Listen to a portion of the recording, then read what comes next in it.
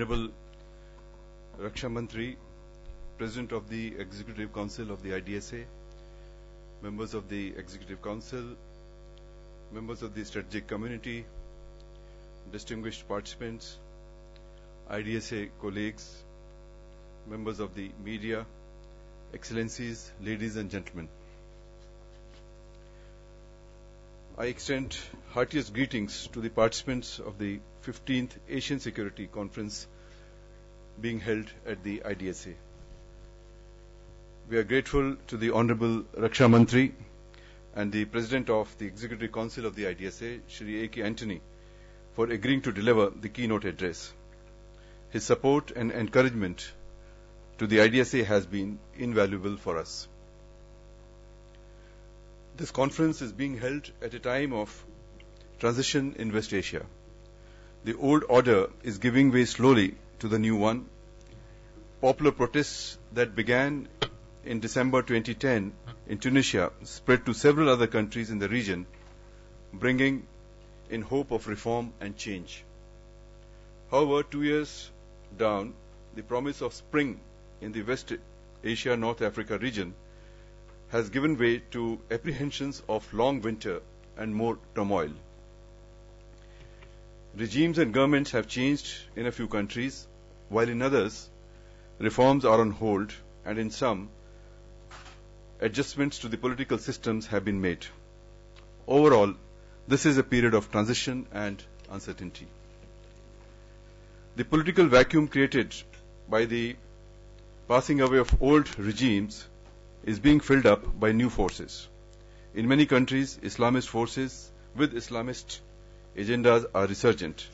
We can expect new domestic and foreign policy agendas being unfolded in these countries. One striking feature of the transition has been the widespread violence. Syria is in the middle of a civil war with no end in sight. More than 60,000 people have reportedly been killed. Libya has seen a bloody end to the earlier regime. Protests in Egypt are continuing despite the ushering in of new political dispensation. In Tunisia, the security situation has become tense after the recent assassination of an opposition leader. There is no consensus as yet on the national dialogue in Yemen.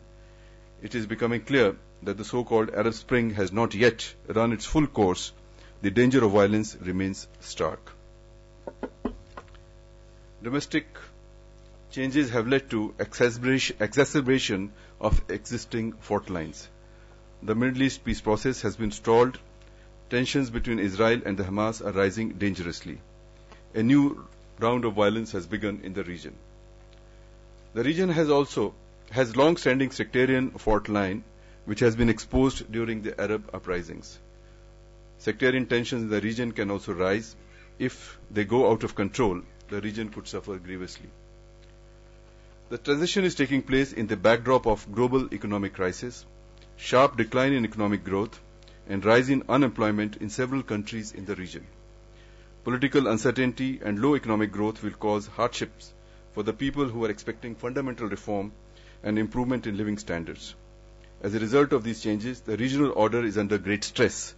The future of peace treaties between Israel and Egypt, between Israel and Jordan, is uncertain. The relations among key regional players will have a great bearing on the future of the region.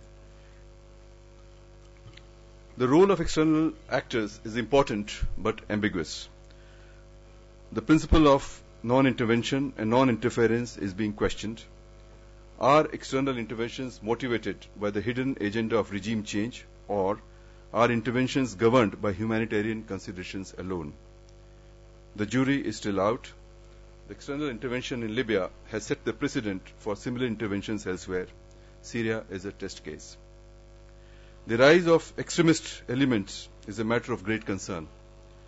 Al-Qaeda type of terrorist outfits can gain foothold in the emerging vacuum.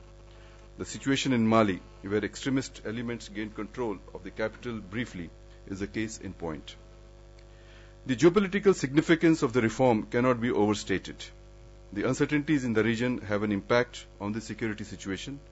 In the last couple of years, there have been accretion of military forces in the area. In view of the great importance of the SLOCs, several countries have joined in variety of naval exercises and deployments. The defense budgets of the regional powers have also been increasing in the recent years. The dangers of piracy and WMD proliferation remain ever present. In this backdrop, India has deep interest in the region. India cannot be indifferent to the major changes in its extended neighborhood.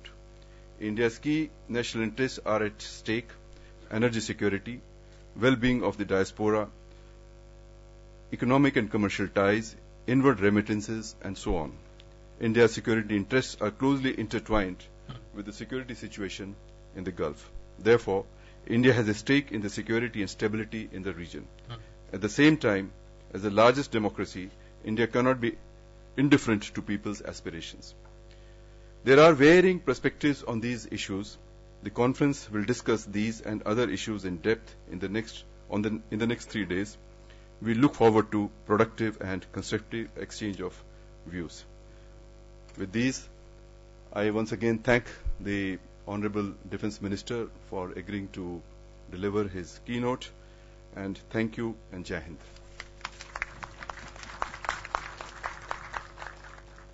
Thank you, Dr.